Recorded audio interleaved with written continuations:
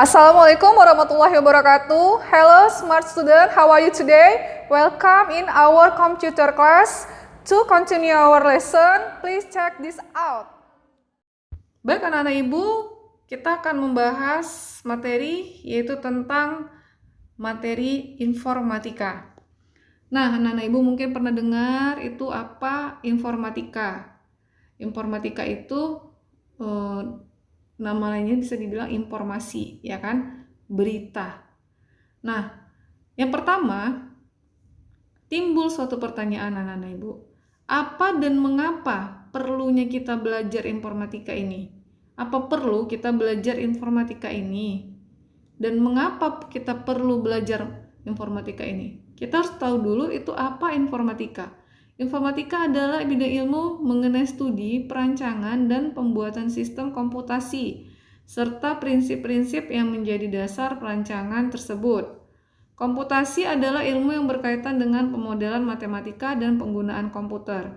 Jadi di sini nanti dia ada istilah berpikir komputasional, ada dia di sini nanti apa saja itu terdiri ada misalnya perangkat lunak, perangkat keras, perancangan suatu program, bagaimana solusinya. Nah, itu di situ dibahas.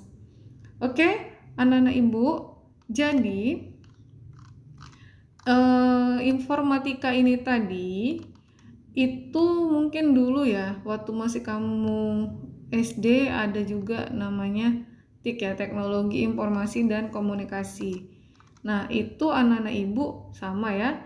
Jadi melalui mata pelajaran informatika ini diharapkan pada kita untuk di masa mendatang kita tidak hanya bisa mempergunakan teknologi komputer saja, kita bukan hanya sebagai pengguna, tetapi kita juga harus bisa membuat teknologi itu untuk mengatasi berbagai persoalan. Jadi anak-anak ibu, kita bukan hanya sebagai pengguna, tapi kita juga harus bisa menciptakan suatu program untuk menyelesaikan suatu masalah. Nah, dalam mata pelajaran informatika, ini ada bidang-bidang pengetahuan informatika yang kita bisa kelompokkan menjadi beberapa kelompok. Yang pertama itu adalah berpikir komputasional atau BK. Yang kedua, itu ada teknologi informasi dan komunikasi. Yang ketiga nanti ada di sini sistem komputer, jaringan komputer dan internet, analisis data, algoritma dan pemrograman, dampak sosial informatika, dan juga praktika lintas bidang. Nah, inilah nanti anak-anak ibu yang akan kita bahas satu-satu. Oke, jadi di dalam BK nanti ini ada cara berpikir komputasional yang bisa menghasilkan beberapa solusi. Contohnya, di dalam TIK ini memanfaatkan aplikasi. Di dalam SK tadi mendeskripsikan komponen, fungsi dan cara kerja komputer. Nah, informatika, kita kan ini sekolahnya sudah termasuk ke dalam sekolah penggerak. Jadi, ada di dalam sekolah penggerak ini istilahnya profil pelajar Pancasila. Jadi informatika ini ada kaitannya dengan profil pelajar Pancasila. Karakter yang baik bagi pelajar Indonesia dirumuskan sebagai profil pelajar Pancasila yang memiliki ciri-ciri sebagai berikut. Jadi profil pelajar Pancasila itu memiliki ciri-ciri yang pertama, beriman, bertakwa kepada Tuhan Yang Maha Esa dan berakhlak mulia.